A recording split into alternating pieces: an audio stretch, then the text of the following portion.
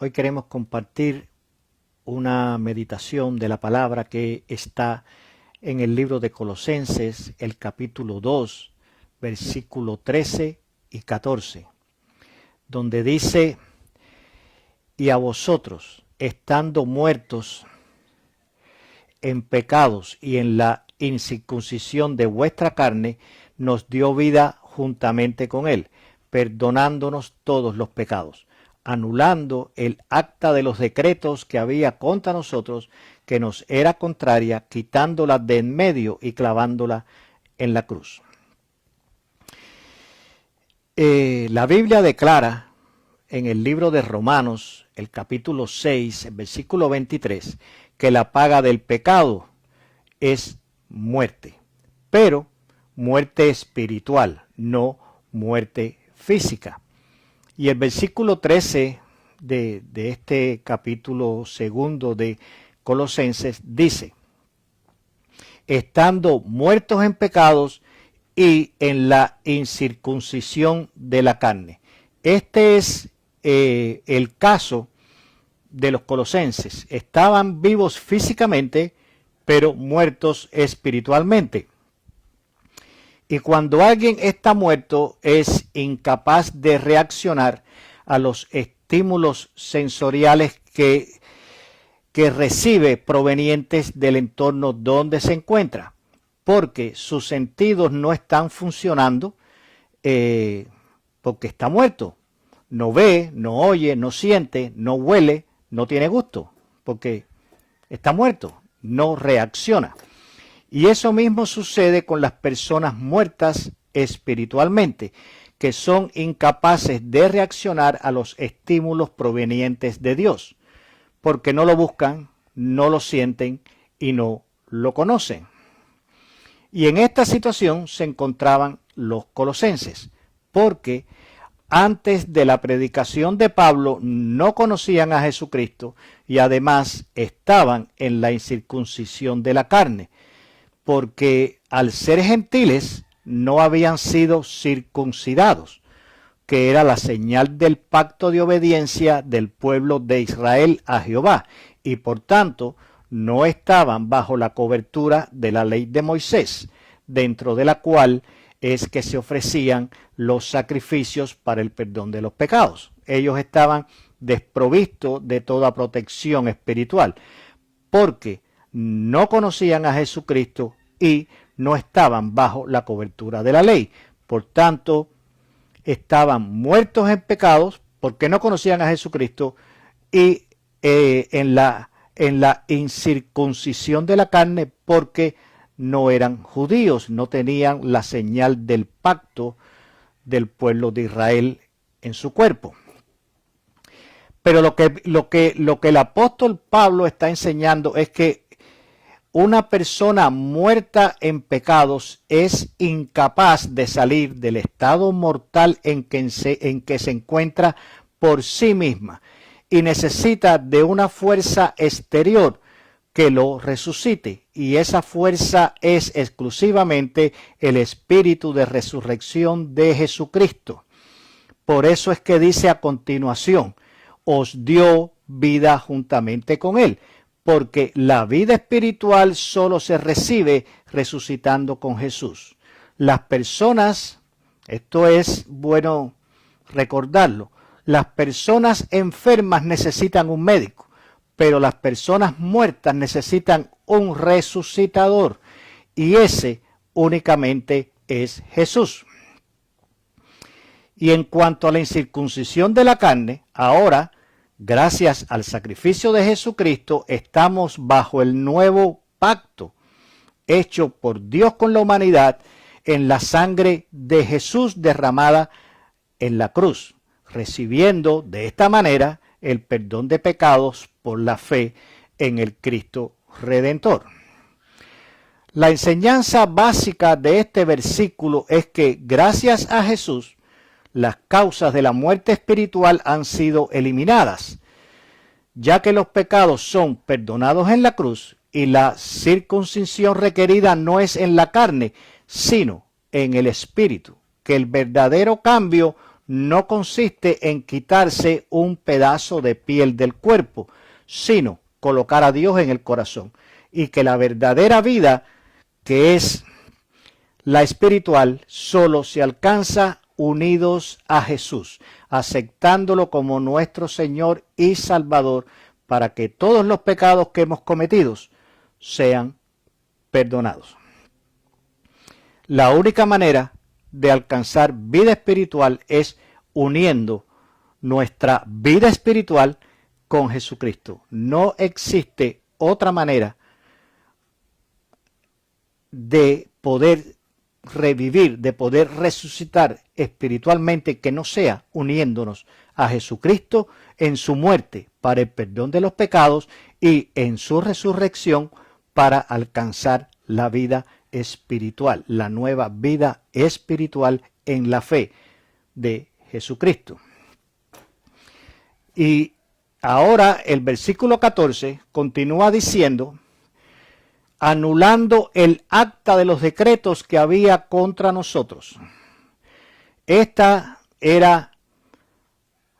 acta de que habla aquí este versículo es la acusación oficial que tenemos presentada por nuestros pecados y está vigente, culpándonos mientras andemos separados de Dios. Pero cuando nos arrepentimos pidiendo perdón, Jesús le muestra a Dios su justicia cubriendo nuestra vida, anulando el castigo, quitando la culpa y otorgándonos la justificación para poder ser declarados inocentes. Jesús no es solo nuestro abogado, Él también cumplió nuestra condena para comprar nuestra libertad. Este proceso que sucede aquí en lo que es el arrepentimiento, el perdón y la justificación, siempre es bueno aclararlo.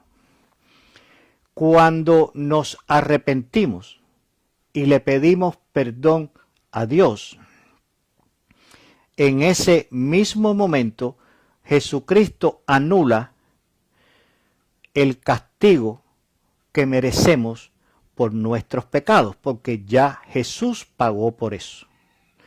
Pero a continuación, después nos justifica, porque Dios entiende que todos los pecados que hemos cometido es producto de nuestra herencia pecaminosa en nuestra vida. Y nadie es culpable de lo que hereda. Entonces Dios entiende que nosotros somos inocentes, que lo que es culpable es esa naturaleza que la tenemos sin que nosotros la hubiéramos pedido. Y entonces así Dios nos justifica y nos declara inocentes, para entonces poder ser adoptados como hijos de Dios y poder llamar a Dios Abba, Padre. Este proceso es importante tenerlo claro para saber cómo es que el Espíritu Santo limpia nuestra vida, cómo es que el perdón de Dios opera en nuestra vida y cómo es que la justificación nos libera y nos declara inocentes para poder ser llamados, adoptados como hijos de Dios y poder llamar a Dios nuestro Padre Celestial. Y concluyendo, el apóstol Pablo, concluyendo aquí este pequeño pasaje de estos dos versículos, dice, y concluye sellando la anulación del caso que está en contra nuestra, que dice que esta ley, el versículo, anulando el acta de los decretos que había contra nosotros, que nos era contraria, quitándola de en medio y clavándola en la cruz. Jesús llevó, en el sacrificio de Jesús, pasó algo maravilloso. Jesucristo, que era santo, santo, santo, puro e inmaculado, tomó en sí mismo la culpa por nuestros pecados y las llevó a la cruz. Y entonces allí en la cruz Toda esa culpa por nuestros pecados murió allí. Jesucristo crucificó la culpa, nuestra culpa, por los pecados en la cruz, para que entonces nosotros pudiéramos vivir por su justicia. Él llevó todos esos pecados que eran contrarios a la santidad de Dios para quitarlos del medio entre Dios y nosotros, porque lo que nos separa de Dios son esos pecados. Lo que nos separa de Dios es la falta de santidad en nuestro cuerpo, porque Dios dice, sed santo como yo soy santo. La única forma de poder establecer una relación con Dios es ser santos como Él es santo. Hay que mantener un nivel espiritual de santidad adecuado para poder mantener una relación con Dios. Y esto fue lo que hizo Jesús. Él llevó la culpa por nuestros pecados y las hizo morir en la cruz para que nosotros pudiéramos vivir por su santidad y quitar del medio de entre Dios y nosotros la culpa por esos pecados.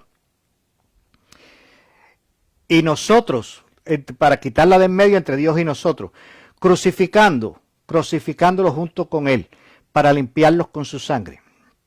Nuestros pecados únicamente pueden ser limpiados con la sangre de Jesús.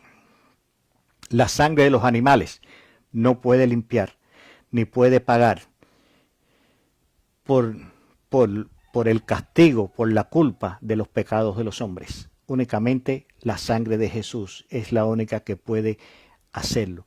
Y finalmente Jesucristo públicamente clavó esa acta donde estaban escritos todos nuestros pecados. Dios, Jesucristo, la clavó por medio de su sacrificio en la cruz para hacerlos públicos. Cada vez que Dios mira a nosotros, ve a Jesús en la cruz, clavando allí el acta que nos acusaba como pecadores, y que ahora ese sacrificio que Dios ve a Jesús en la cruz nos declara inocentes. Jesucristo lo hizo todo. Jesucristo lo hizo todo para que podamos estar cubiertos por el perdón divino. Lo único que puede cubrir la naturaleza pecaminosa que heredamos todos los seres humanos es el perdón divino, la gracia divina a través del sacrificio de Jesús. Cuando murió en la cruz, también murieron nuestros pecados, y cuando derramó la sangre recibimos el perdón de Dios, y después cuando resucita nos da nueva vida espiritual en la presencia de Dios, justificándonos. Dios es grande y maravilloso, que no le quepa a nadie la duda de eso. Dios es grande y es maravilloso, y en su infinito poder nos ha hecho suyos. Todo lo que ha hecho Dios es para volver a hacernos suyos, porque Dios nos creó, pero nos habíamos separado a causa del pecado.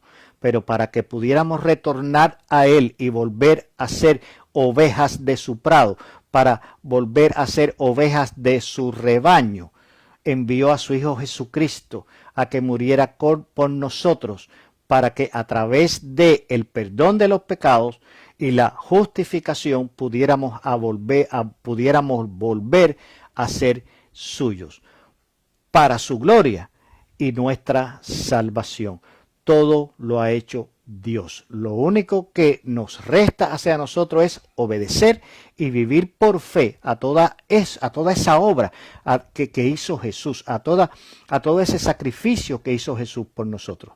Tenemos que confiar y estar seguros en Dios, porque la palabra de Dios, la promesa de Dios, permanece para siempre. Y todo lo que ha hecho Dios por nosotros a través del ministerio de Jesús siempre estará vigente, para que todo aquel que entienda esa obra que Dios hizo por nosotros pueda recuperar su relación, se pueda reconciliar con Dios y volver a ser un hijo de Dios y recibir todas las bendiciones que Dios tiene para sus hijos. En esta tarde, en esta noche, que Dios los bendiga mucho, que todas las cosas buenas que Dios tiene para ustedes las reciban en el momento preciso de la voluntad de Dios y que en todo momento sientan la mano de Dios sanando sus vidas, consolando sus almas, sanando las heridas, que Dios sea el consuelo de la vida de cada uno de nosotros. Que Dios los bendiga y, como siempre les digo, nos vemos en la próxima meditación de la palabra. Muchas bendiciones.